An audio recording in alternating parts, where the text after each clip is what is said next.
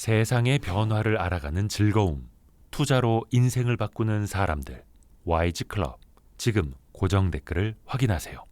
우리나라 관련 기업들 중에서도 제가 이런 변화를 말씀드려 볼게요. 네. 자, 예전에도 외국인들이 한국 화장품에 대한 그런 선호는 있었었죠. 네. 그런데 이전에 비해서 지금 우리나라 화장품에 대한 선호가 바뀐 게 두 가지가 있어요. 그것도 변화인데 어떤 변화냐?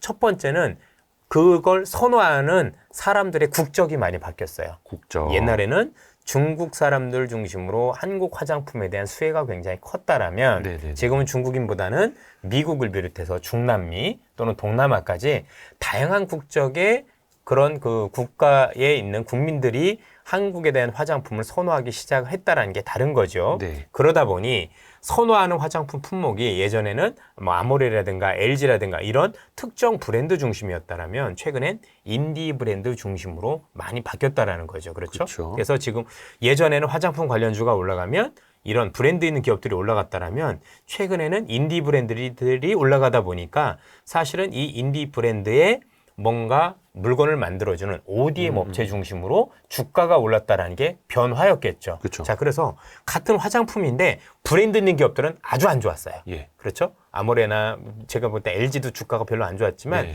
이 인디 브랜드들이나 또는 인디 브랜드를 만들어 ODM 업체 주가는 굉장히 좋았단 말이에요. 엄청 올랐죠. 그렇죠? 엄청 올랐죠. 사실 요거는 그때 이선엽 이사님이 중국 다녀오셔서도 예, 그때도 굉장히 말씀을 했고 강조를 해주신 산업입니다. 그 뒤로 한 90% 가까이 올랐었죠. 그렇죠. 꼼꼼하게 또 이렇게 기억을 맞습니다. 하시고. 어쨌든 그랬었고 네. 하나가 더 있어요. 통로가 바뀌었어요. 자, 중국 사람들이 와서 살 때는 그 통로가 면세점이었었어요. 네. 그렇죠? 근데 지금 이 ODM 관련된 인디 브랜드들의 어떤 그 판매처는 일부 인터넷 모 업체가 있고 또 하나는 오프라인 업체 중에서도 면세부가 아니라 올리브영이라는 데로 바뀌었다는 게 다른 거죠. 네. 요즘 CJ 주가가 그냥 올라갔던 건 아니잖아요.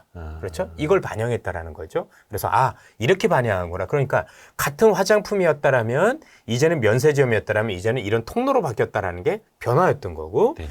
또 인디 브랜드였고 이전에는 특정 브랜드였는데 이게 바뀌다 보니 ODM이 바뀐 거고 저는 이 큰 변화를 봐야 된다고 생각을 합니다. 이거 추천 종목 이런 거 아닙니다. 네. 그냥 예를 들어드린 건데 그래서 우리 투자자분들께서 봐야 될 건 뭐냐면 항상 눈을 크게 뜨고 뭐가 변했지? 그럼 그 변화부터 어떤 제품을 선호하지? 이 제품을 선호한 게 이전과 뭐가 다르지? 그러면 앞서 말씀드린 일단 브랜드부터 달라졌고 그러다 보니 브랜드를 만들어주는 애 중심으로 오르고 그리고 브랜드를 유통하는 채널이 바뀌었고 요것까지 굉장히 크게 우리가 흔히 얘기해서 눈치를 채질 수 있다는 얘기죠. 그러면 투자하기가 용이하다 이렇게 볼 수가 있을 것 같습니다. 그 변화를 감지하는 게 중요하고 그 변화를 감지하기 위해서 하루에 35,000보씩 걸어야죠. 가서 보고 아마 그래서 면세점 탐방 다녀오셨던 분들 공통점이 뭐냐면 면세점 갈 때 제가 꼭 명동으로 가라고 하는 이유가 있어요. 같이 있기 때문에. 명동도 가보고 그다음에 면세점도 가보면 예. 특정 부분을 느낄 수 있을 거예요. 예를 들어서 면세점 가봤더니 화장품에 사람이 별로 없어요. 그렇죠? 생각했던 것보다 화장품 쪽에 사람도 별로 없고 그런 것 같아요. 근데 명동에 갔더니 일단 외국인이 엄청 많아요. 예. 확 다르겠죠. 그죠? 그리고 올리브영에 갔더니 미어 터져요. 그럼 다른 거죠. 그러니까 그런 걸 가지고 주가로 연결시키는 연습들을 하셔야 되는 거죠. 그러니까 자체 브랜드 샵을 갖고 있는 게 아니라 올리브영 같은 데 입점이 되어 그렇습니다. 있는 인디 브랜드들 예. 또 거기에 제품을 공급하는 OEM, 뭐 ODM 조선미녀 회사들. 이런 기업들이 되게 인기가 있었으니까. 조선미녀? 조선미녀라고 해서 인디 브랜드 중에 하나입니다. 참고로 아마 시청자분들이 인디 브랜드가 뭐야? 그 인디가 인디펜던트라고 그래서 독립의 약자입니다. 예. 그래서 뭔가 독립적인 뭔가 기존에 있었던 기성 브랜드 이런 게 아니라 나만의 취향이라든가 특성을 가지고 만든 독립 브랜드를 보통 인디라는 표현을 많이 쓰거든요. 참고를 하셨으면 좋겠습니다. 예를 들어서 와이스트릿이 이제 굿즈 같은 걸로 화장품을 만들겠다. 그건 그러면 인디 브랜드입니다. 그렇죠. 콜마 같은 데 똑똑똑 예. 저희 브랜드 붙여서 화장품 좀 팔고 싶은데요. 뭐 이런 식으로 하는 거죠. 저부터 주실 거죠? 예뻐지시려고요? 아이고 그럼요. 이 피부가 아주 거칠어서. 아무튼 제가 우리 와이스트에 나와서도 자주 말씀드린 게 뭐냐면 경제지표 너무 중요하죠. 왜 모르겠습니까? 그러나 진짜 중요한 건 이 변화라는 겁니다. 이 변화가 너무 크고 변화하는 게 너무 많기 때문에 그래서 올해도 내내 지금이야 뭐 시장이 다 쓸려 내려가고 있지만 올해 내내 시장의 변화를 봤던 분과 경기지표에 집중했던 분들의 차이가 어마어마하죠. 아마 대부분 경기지표 중심으로 보셨던 분들이라면 지금 손도 못 대셨을 거예요. 그리고 주식이 없으면 괜찮은데 그래서 번 것도 없이 지금 하락할 때 동반하러 가면서 손실이 커졌을 거란 얘기인 거죠. 주식의 본질은 좋은 기업을 찾는 거지 경기 지표를 보는 게 아니다라는 말씀을 드립니다. 절대 경기 지표가 중요하지 않다라는 얘기가 아니고요. 우리가 봐야 될 건 이 경기 지표를 통해서 내가 주식을 투자하기 유리한 국면인지 아닌지 정도, 그 다음에 이 경기 지표가 어떤 변화 때문에 이렇게 변화했는지 그 변화를 찾아내는 변수로 활용을 해야 되는데 너무 경제학적으로 이렇게 해석을 하게 되면 경제 자체만 보시는 분들은 괜찮습니다. 뭔가 경제학 공부를 하고 나는 조금 더 이전보다 나은 어떤 지식을 쌓기 위한 분들은 괜찮을 것 같은데 주식을 하는 분들한테는 제가 볼 때는 조금 더 이거 외에도 기업을 보는 연습을 좀 더 많이 하셨으면 하는 바람을 좀 많이 가지고 있습니다. 이게 사실 되게 어려운 게 뭐냐면요. 그 변화를 빨리빨리 캐치를 하고 거기에 올라타야 된다라는 건 책을 봐도 나오고 이사님의 말씀을 들어도 이제 아는데 그게 실행이 되게 어려운 거죠. 예를 들어서 지나서 보면은 아, 올해는 참 바이오, 배터리, AI, 화장품, 송배전 이것만 했어도 막 수익률이 장난이 아니죠. 예. 근데 이제 지나고 나서니까 그런데 그 시계열을 2023년 이제 9월부터 딱 찍어놓고 자, 이제부터는 어떤 변화를 찾을 수 있을까? 우리가 어디에 좀 비중을 실어야 될까? 이 고민을 또 하다 보면은 뭘까? 심각해지는 거죠. 물론 뭐 책상 앞에만 앉아서 이거 고민을 하면 답은 안 나오겠습니다만. 그렇죠. 예. 좀 조언을 좀 주신다면. 우선 예. 뭐 지난번에도 제가 이제 약간 아이디어를 드리려고 했었는데 네. 우선 최근에 이제 저는 그래도 여러분들 혹시 마음 편히 투자를 해야 된다면 저는 두 가지를 말씀드리고 싶어요. 하나는 뭐냐면 기본적으로 지금 주가 밸류에이션이 야 이건 해도 너무한 기업들이 있어요. 해도 너무한 기업들. 그런데 실적이 턴 어라운드 하는 기업들이 있습니다. 아하. 이런 기업들을 우선적으로 찾아보는, 자, 저는 이렇게도 한번 말씀드려 볼게요. 최근에 유가가 많이 올랐죠. 네. 유가가 90불대 선에 왔다 갔다 합니다. 네. 유가가 왜 올랐을까? 뭐 당연히 공급 측면의 변화가 제일 컸겠죠. 네. 러시아, 사우디의 감산이 있었을 거고 최근에 리비아의 대홍수도 있었을 거고. 그런데 중요한 건 뭐냐면 이런 단순한 정치적인 이슈라든가 정말 얘네들도 이제 그 현재 있는 공급을 줄이는 걸 올 연말까지 한다라고 아직은 한시적인 거지 않습니까? 네. 자, 어떤 회사들도 유가를 전망을 할 때 이런 한시적인 공급 부족을 가지고 장기 전망을 하진 않거든요. 그런데 미국 유수의 IB들이 최근에 유가 전망치를 상향을 했잖아요. 네네네. 그 이면에는 수요 회복에 대한 기대가 깔려 있었어요. 쉽게 얘기해서 공급도 문제가 되는데 수요까지 겹치다 보니 유가가 생각보다 견조한 겁니다. 아, 그리고 감산만으로 올라가는 게 아니다. 아닌 거죠. 그렇죠? 그럼 우리는 초점을 거기에 맞춰야 돼요. 무슨 말씀이냐? 오늘 CT에서도 보고서가 나왔지만 네. 최근에 유가 전망치를 상향한 가장 큰 이유가 하나가 뭐냐면 아시아 국가들의 수요가 회복될 것이다 해요. 자, 그럼 중요한 건 이 아시아 국가 중에서 한국과 일본을 얘기하는 게 아닙니다. 그렇죠, 그렇죠. 예, 중국을 얘기하는 거거든요. 쉽게 얘기하면 뭐냐면 최근에 벽개원 사태로 인해서 우리가 중국에 대해서 굉장히 부정적인 생각들을 가지고 계시잖아요. 앞으로도 어려워질 거고 뭐 40년 동안 있었던 성장은 끝나서 네. 정말 어려운 길로 갈 것이다라 예상을 했지만 실제 최근에 8월에 나왔던 경기 지표 소매 판매부터 생각보다 긍정적이었다는 얘기죠. 아. 그래서 지금 시장에서는 어떤 판단을 가지고 있냐면 시장의 전망입니다. 시장에서는 중국 경기가 누가 보더라도 여러분들이 우려하시는 것처럼 옛날만큼 빠르게 성장하지도 않을 것 같고 또 쉽게 성장을 한다고 하더라도 이전만큼 되겠느냐는 우려에 대해서는 이견들은 없는 것 같아요.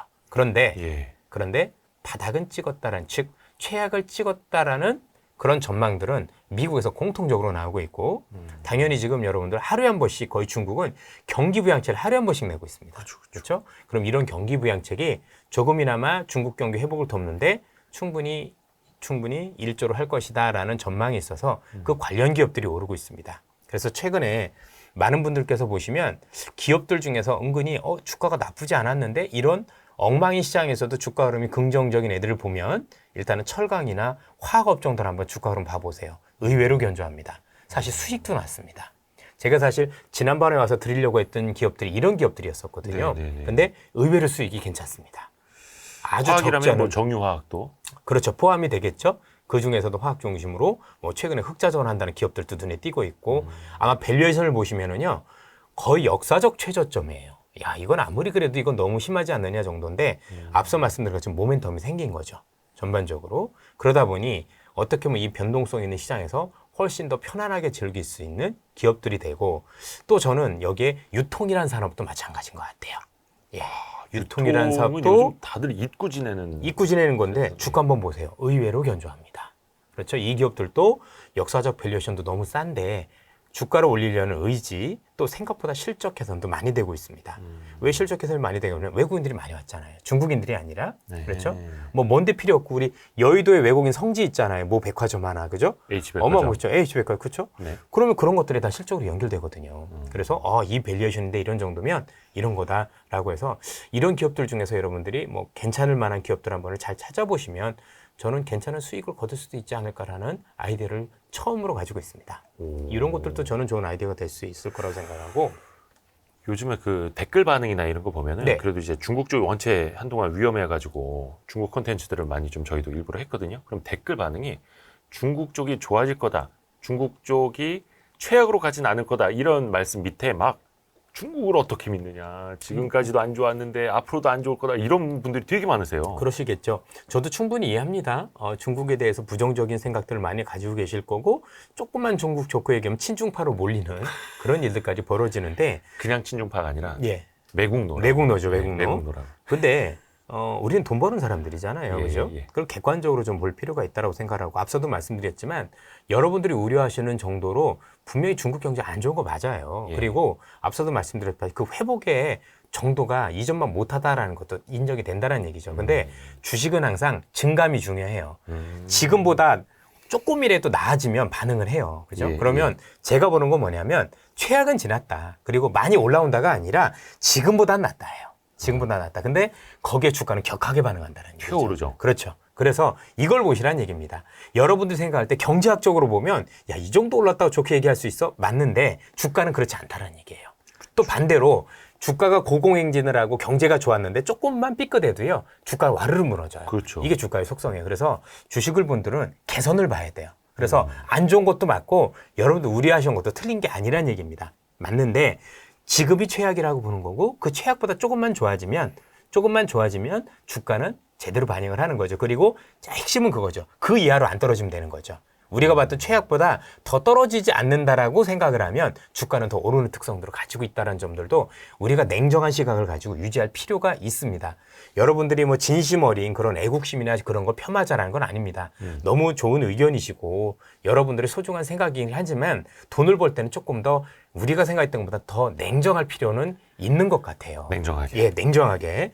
안 벌 거란 모르지만 돈을 벌 거라면 어쨌든 시장을 항상 객관적으로 바라볼 필요가 있는 거고 최근에 여러분들 벽개원 얘기가 나와서 말씀이겠지만 벽개원 이번에 비교 이완 그죠? 또는 컨트리 가든이라는 기업 보시면 네. 이미 채무상환 같은 경우 계속 연장이 되고 있잖아요. 이미 이거는 중국 정부가 항복했다라고 보는 시각이 유리한 것 같아요. 쉽게 얘기해서 좀 계획적으로 정리해 나가는. 계획적으로 정리를 해나갔다가 네. 아마도 이 친구를 기점으로 해서 그동안에 중국이 취했었던 구조조정을 마무리하고 턴오버했다라고 봐야 될 것 같아요. 그동안에는 우리가 알고 있는 부동산 개발업체를 손을 봐야 되겠고 무리하게 개발을 추진했던 애들을 구조조정했었었고 네. 그러면서 부동산 가격에 대한 조정을 유발해 왔는데 여기서부터 더 진행되는 거는 중국 정부도 부담을 느끼고 있다라고 판단하고 있습니다. 일전에도 말씀드렸지만 중국 정부는 모든 정책을 어떻게 하면 공산당 체제를 유지할까를 목적에 두고 정책을 쓰게 됩니다. 그런데 만약에 여기서 벽개원이라는 회사를 망가뜨리고 그리고 그로 인해서 시장의 신뢰를 잃고 여러 회사들이 도미노로 무너지게 되면 중국 정부도 감당하기 쉽지 않을 가능성이 높다라고 봤었었고 네. 그래서 아마 지난번에 있었던 정치국 회의에서 집은 투기하는 게 아니라 소유하는 게 뭐지? 집은 사는 곳이지 투기하는 게 아니다라는 문구를 빼기 시작을 했고 최근에는 부동산과 관련된 활성화 정책을 내놨다라는 얘기. 활성화 정책이 정말 크거든요. 이렇게 내놨다라는 얘기는 기존에 있었던 정책에 확실히 전환됐음을 보여주는 겁니다. 그러면서 비구 위안도 죽이지 않고 채무 상환을 하고 참고로 여기서 여러분들 중국이 알고 있는 그 부동산과 관련된 정책 중에 제일 큰 게는 증거금 제도입니다. 이거 증거금이라는 표현이 맞진 않는데 계약금이죠. 그죠? 일종의 계약금, 보증금 뭐 이런 개념. 아시겠지만 중국은 첫 번째 집을 살 때, 두 번째 집을 살 때, 세 번째 집을 살 때 계약금이 다릅니다. 첫 번째 살 때는 생애 첫 구매가 20%, 네. 그 다음에 30, 60 이렇게 올라가거든요. 지역마다 좀 다르긴 합니다만. 근데 중요한 건 그게 집이 없어도. 네. 그러니까 내가 처음에 집을 샀어요. 그걸 팔고 딴 집으로 갔어요. 사실 집을 팔고 무주택자잖아요. 네네네. 무주택자인데 두 번째 집을 살 때는 그 증거금이 올라가요. 증거금이 올라가면 그만큼 내가 주택담보대출 빌리기가 어려워지죠. 네네네. 여러분들 어느 정도였냐면 북경 기준으로는 80%까지 올라갔었어요. 집을 여러 번 사고 판 사람은 예. 그러니까 나는 한 채인 건데 여전히 네. 그죠? 그러면 내가 집을 10억짜리 사면 8억이 있어야 된다는 얘기인데 어렵잖아요. 어렵죠. 그걸 이번에 다 풀어버렸어요. 어떻게 했느냐? 집을 몇 번을 사고 팔았어도 집이 여전히 없다라면 한 채라면 한 채를 팔고 두 번째 집, 세 번째 집 이렇게 가는 거에 대해서는 30% 적용을 해줍니다. 그러니까 과거 이력을 좀 지워주는 거네요. 다 지어주는 거죠, 그죠? 네. 그러니까 되게 어떻게 보면 웃긴 제도였죠 이전에. 야, 뭐 내가 집이 없는데 집을 두 번 사고 팔아서 옮겼다고 해서 증거금 올라가는 게 되게 불합리했었던 건데 네. 이걸 그거 다 풀어주고 네가 몇 번을 사고 팔았든지 간에 어쨌든 간에 집이 없고 새로운 집을 그러니까 이번에 있는 제가 여의도 집을 팔고 강남의 집을 산다라고 하면 강남 집을 살 때는 30% 증거금만 있으면 즉 10억 중에 내가 3억만 있으면 나머지는 담보대출을 일으킬 수 있는 거예요. 그렇죠? 그렇게 해서 혜택을 주다 보니 최근에 중국의 주택 거래량이 늘어나기 시작을 했다라는 거죠. 그래서 뭔가 최악은 일단 여러분들께서 중요하게 봐야 되는 포인트는 중국의 정책이 확실히 턴오버했다는 것. 전환했다라는 건 확실해 보이고 거기에 대해서 정책적인 지원, 지속적으로 지준율을 인하해주고 있고 주택 거래가 활성화할 수 있는 정책을 많이 씌워주고 있기 때문에 좋아진다까지는 모르지만 제가 볼 때는 바닥은 찍었다라는 데 대해서는 이견들은 없는 것 같아요. 이거는 서구의 시각입니다. 저도 마찬가지라고 하고 그러다 보니 아까 말씀드렸던 건 관련 기업들이 이제는 더 나빠질 게 없다라고 보면 이 싼 밸류에이션에 저 충분히 될 수 있는. 그래서 여러분들 뭐 기사도 뒤져보시면 이 기업들이 몇 분기 연속 적자였다가 드디어 흑자 전환 가능성이 높다. 흑자 전환하면 주식은 되는 거잖아요. 네. 그렇죠? 그래서 그렇게 올라온 케이스들도 많기 때문에 최근에 이런 시장에서 오히려 조금 부담도 없고 급등한 적도 없고 워낙 싸니까 사실은 크게 물릴 염려도 없이 할 수 있는 기업들이 저는 꽤 많다라고 생각을 하고 있어요. 그죠. 완전히 양극화가 됐어가지고. 네, 맞습니다. 급등하던 주식들은 계속 52주 신고가 랠리를 펼치는데 저기 눌려있는 것들은 그런 산업이 있었나 싶었을 정도로 막 그럼요. 묻혀져 예. 있었던. 그래서 제가 그런 기업들을 얘기했더니 뭐 일부 사람들은 틀딱 주식이다 뭐 그런 얘기까지 하는데 요즘 그런 주식들이 진짜 많이 올랐습니다. 사실 오히려 시장 흔들리고 막 이럴 때. 최근에 또 많이 오른 기업들 중에 하나가 저도 손을 못 대봤습니다만 은행주들이 엄청 올랐어요. 그렇죠. 예. 그럼 여러분들 최근에 오랜만에 들어보죠, 은행주. 많이 들었던 얘기 중에 하나가 9월 위기설 들어보셨죠? 네. 9월 위기인데 은행들이 오르진 않아요. 네.